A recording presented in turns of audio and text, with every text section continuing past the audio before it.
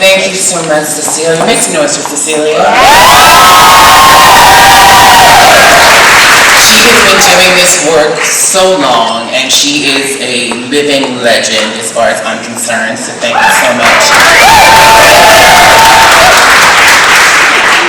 Thank you so much, TLC, for this incredible honor. Thank you, San Francisco. Incredible honor, and just getting to meet some of you earlier and looking out at this room right now, I am reminded that #trans is beautiful.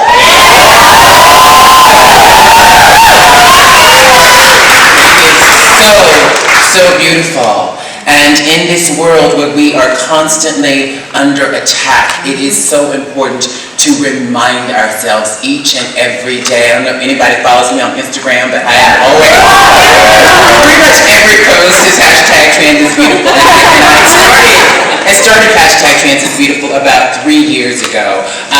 I was doing a talk and I thought, how amazing would it be if we started something in social media to empower trans folks. And specifically, it was about, for me, embracing all of those things about myself that make me uniquely and beautifully trans.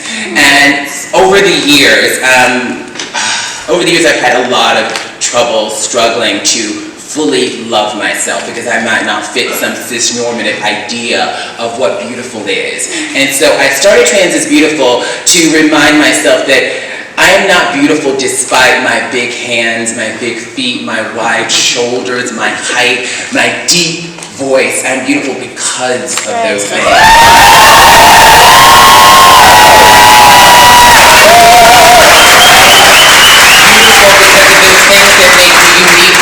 And noticeably trans, and so are you. And so that's what that was about. And I wanted to tell you a story that I have not told in public before. Oh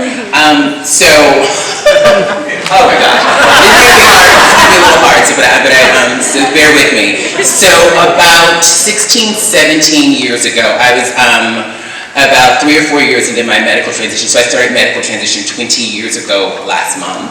That's the first time I said that in front of a room full of people. So I've always been kind of cagey about my age. Forever 21 is not just a toy. I had to prepare myself for being harassed on the street every single day. So I would leave my house and I would be misgendered pretty much the second I walked out of my house. I'd be misgendered and harassed on the subway. I often feared for my life, and this is a daily occurrence. And so before I medically transitioned, I kind of existed in a gender non-conforming space. So this wasn't new for me, and I grew up being bullied, and I'm from Mobile, Alabama, so I grew up being bullied. So most of my life I've dealt with being harassed on the street, being bullied, and it had just gotten to a point where it was so hard. I had imagined, right? So I had imagined that I would start my medical transition and I would start to be able to blend in, and people would realize I was trans and I could be safer and I could move through my life with more safety and just pursuing my dreams. And about 3 or 4 years in my transition, that was not happening. I would still walk down the street and people would still misgender me, harass me, make me feel unsafe, and I'd gotten to a point where I did not want to live. And so I was seriously thinking about committing suicide. And I remember when I was contemplating suicide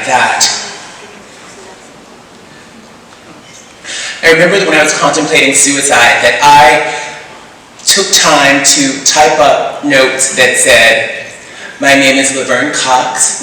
I should not be referred to by any other name. And my gender pronouns are she and her. I should not be referred to by any other gender pronouns."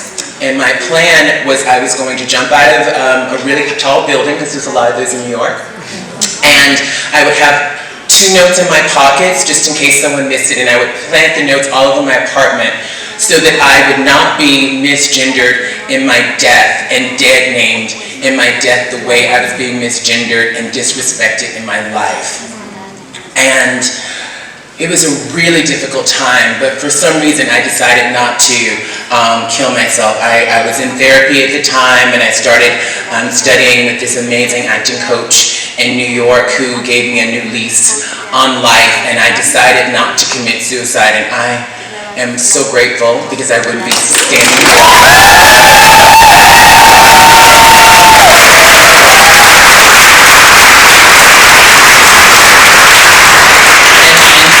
slowly over the years through therapy, through support groups, through community, I've come to value my life. I've come to understand that I am here for a divine reason. The universe has shown me. I am here to tell you that each and every one of you is here for a divine purpose. You might not see it right now, but you are here for a divine purpose, and so you have to survive. You have to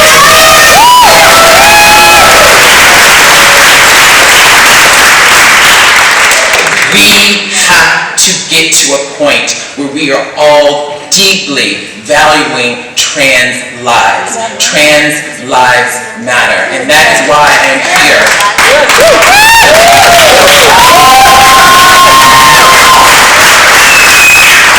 That is why I'm here tonight supporting the work of TLC, because each and every day they center the lives of trans people of color, trans people with disabilities, trans people across the spectrum. And that is really crucial in this world. We all know what's going on. This group knows what's going on in the world more than anybody else. We are under attack in a way that we probably had never been before. Scapegoated for political reasons in a way that we never have been before. But this is a moment. This is a moment for each and every one of us to connect with our divine reason for being here, for our purpose in the movement. And I believe each and every one of us has a purpose in this movement. And it's really tricky right now not to get discouraged, not to be perpetually angry. And part of what I've been doing is saying to myself every day, every single day, and it's harder some days, is I can choose love today, not fear. I can choose love today, not fear. And I can operate from that place as I go out into the world and fight for my rights and fight for the rights of my community. I can choose love today and not fear. One of my favorite quotes, I'm sure many of you have heard me say this before, is from Dr. Cornel West. He reminds us that justice is what love looks like in public.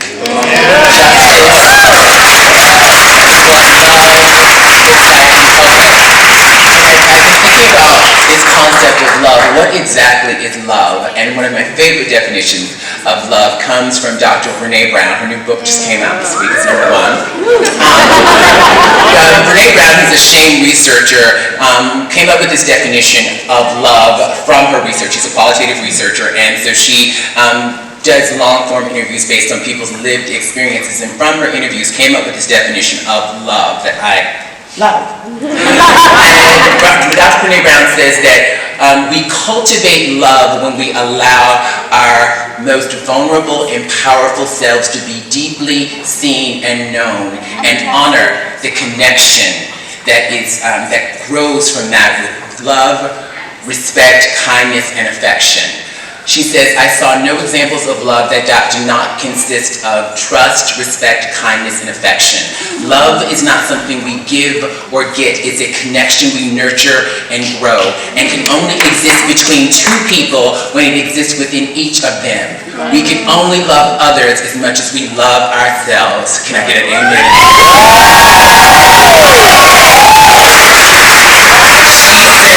Shame, blame, disrespect, and the withholding of affection damage the roots from which love grows. And love can only survive these injuries if they're acknowledged, healed, and rare.